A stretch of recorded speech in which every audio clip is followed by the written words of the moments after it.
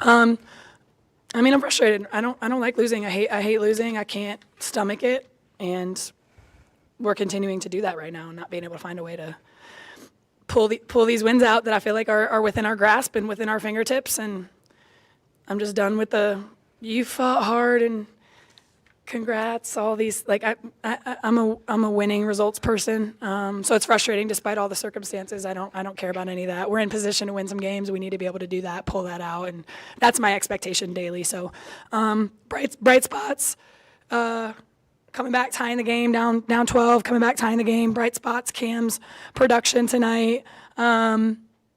So there are things to be optimistic about and happy about, but ultimately, like I said, I'm a winner and I want to win, and I know those are coming. I think they can come sooner rather than later, but we got to be firing on all cylinders and playing our best basketball to even have a chance to win this year. So it's hard when a couple people, aren't with us or locked in. We're a team that really needs to be firing on all cylinders to be able to win and still find ourselves in a bunch of these games, which is nice, but doesn't make you feel any better if you don't win it. After, I think it was UCF, you talked about steps forward and then steps back, and you had steps forward against TCU, and then what did you think were the steps back tonight compared to TCU? Like I said, I just thought, there's a few of us that just weren't locked in today, and for me, it's like a listening, paying attention, executing thing. Like, it's very, very simple stuff, and we need to be locked in and do what we're asked and do it to the best of our ability and follow a game plan, and just like things we talk about at halftime, 3 minutes later, please, go do it. Like those types of things. That's in complete control. Like I said, we need everybody that checks in the basketball game for Arizona this year to be at their best, just productive, plus minus. We need to all be in the pluses if we even want a chance to win games. We can't have no shows on the defensive end, offensive end, vice versa. That's what really hurts us. Doing with Davis, or what were you guys not doing to defend her that enabled her to get so many easy baskets? I mean, when you let somebody go off in the first half, they're going to be feeling pretty good about themselves the rest of the game. We didn't make her life difficult enough. All we talked about was how good she was, her physicality, the way that we were going to guard her. We made adjustments throughout the game, and some people did, and then some people forgot about the adjustments. It was just it was a very inconsistent effort defending her by our post group, and I will challenge them on that when we watch this film because it just wasn't good enough. She's a great player, don't get me wrong. We weren't holding the kid scoreless, but was way too efficient tonight, and that was not the game plan by any means. You guys had a lot of foul trouble, and many of those fouls were on screens by the bigs on the offensive end. Is there something fundamentally that they need to do differently than to not have that happen? We have one player that's having a moving screen issue right now, and we've coached her through it. We'll continue to coach her through it. That's a discipline problem.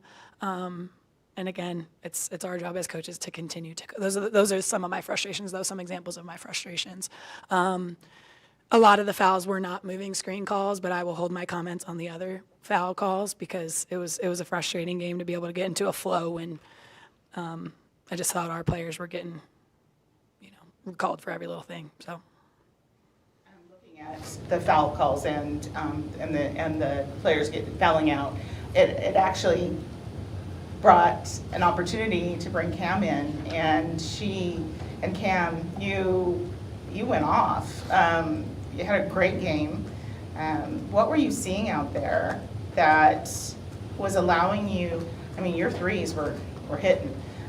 Not so much at the end when you were trying, but when you first came in. What were you seeing out there? They were just sagging off a shooter. I mean, we have good enough point guards and guards that are going to find me and give me the ball. I mean, they were just sagging off really hard.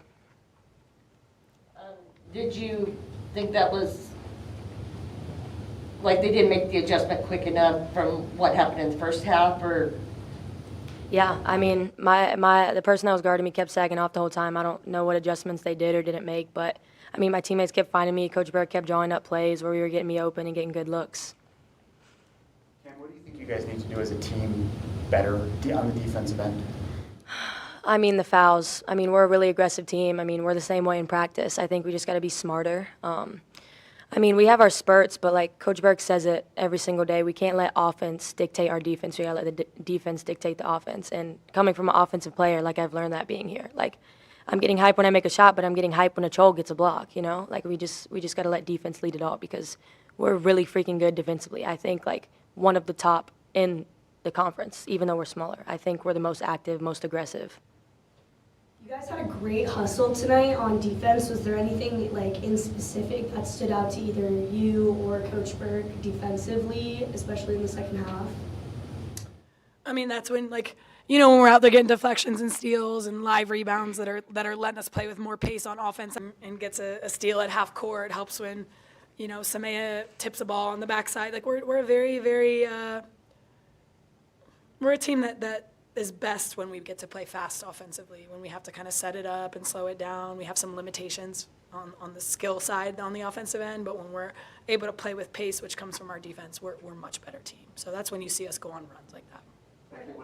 What did you like about Cam's performance tonight? I thought she was confident. I mean, Cam can go for 20 every night. Like, that is not a question. What I've challenged her on is the defensive end of the floor and sitting down and competing. And she literally asked me today at shoot-around, she's like, what do I have to do to play more? And I said, compete and go hard at all times. Because she has a very, like, savvy, lackadaisical way about her, and that hurts her defensively sometimes. So she stayed in the game. Y'all might think it's because she's making shots, but she was guarding, you know. I'd have her on the floor for 40 minutes if she'll guard that way. I mean, she was a +1, one of 2 players that was even in the positives for us tonight. So if she'll keep guarding, defending, and competing and playing hard, she'll be on the floor a ton. What's the biggest adjustment you have to make yourself a better defensive player? Timing. It's all about angles and timing. I mean, close out to the top foot. That's our principles, but also, like, not going on every shot fake jab. Like, it's really just timing. When your defender moves, you move. No fouls. Keep your hands off. Like, it's really just timing and all about angles. But definitely gotten better at it. When you, when it's a foul-heavy game like this one was, and you guys are a quick-moving team, what do you say to your players when everything's just getting stopped regularly? How do you keep them motivated and ready to go out and keep running? You just, like, early on in the season, we would pout and look up at the board and, like, just be dramatic about stuff. Like, you know, that was an unbelievably, never mind. It was a frustrating game. Like, it was hard to watch as a coach. So I can imagine how they're feeling as a player. I know how they're feeling as a player. I've been there. But it's positive to see, like, our maturity, and they try to just tight huddle. And, you know, like, I don't blame some of the emotions. It was a very, very frustrating game to be a part of as a coach, and then watching my players have to go through that. So, you know, we'll send the clips in. We'll watch the film ourselves. Don't get me wrong. We were at fault for some of it as well. But just tell them next play, you know, next play. It's hard when somebody's standing in there for a charge and she's planted for like 30 seconds before the kid runs into her. Like, how do I correct that? It was a great play. It was called incorrectly. You know what I mean? So it's hard. But the maturity, keeping them in tight huddles, next play, trying to keep them focused on forward instead of what we can do about poor calls, you know. Samaya, just the way she's come on, especially since Mickey's gone out, what do you see in her as far as growth? You know, with Mickey out, I think Samaya knows that her leash is a little bit longer, that I've got to have her on the floor, you know, that I'm going to let her play through some mistakes. You know, when your depth is what ours is at the guard position right now, it lets you play a little bit more free. I got to play her. I got to have her out there. But I think also she's not fouling as much these days, which is what was really handcuffing her earlier on in the season. It wasn't that I wanted to have her on the bench. She was just fouling all the time. So she's been doing a better job with that too. When Mickey went down, Cam, was there a discussion among you and your teammates that, hey, we need to step up and try to fill the void? Yeah, we talked about it as a team, but it was kind of unspoken. You're one of your most productive offensive scorer goes down. Everybody kind of just knows it in the room. And Coach Burke texted me, and she was like, "This is a chance to step up. Like, we all know who can do what in the offensive end. We just have to do it. Everyone sticks to their strengths. Like, Lonnie had 10 assists. She did what she did. Samaya really got us hot in the first quarter. Like, I got to hit some shots when I'm in." Coach, I know you're very one game at a time and probably haven't done your in-depth scouting on Iowa State yet, but everyone knows about Audie Crooks and how good she is. What are your initial thoughts on that challenge? I'm not sleeping a ton right now anyway, and I'm not going to sleep a ton knowing that she's on the horizon. She's a very good player, and we'll have a great game plan. We will. went to TCU, had a great game plan. We'll have a great game plan at Iowa State. I'm not going away from the fact that I believe there's some wins left in our Big 12 season for this group. When we get them, it'll feel like $1 million, but it's going to take everything we got to get those few. So, never know. It could be on Saturday if we do what we're supposed to do. That's the one school in the Big 12 that has a larger average attendance than you guys. Are you looking forward to playing in that atmosphere, either one of you? I definitely am. I love it. I love it. We love it. Thank you.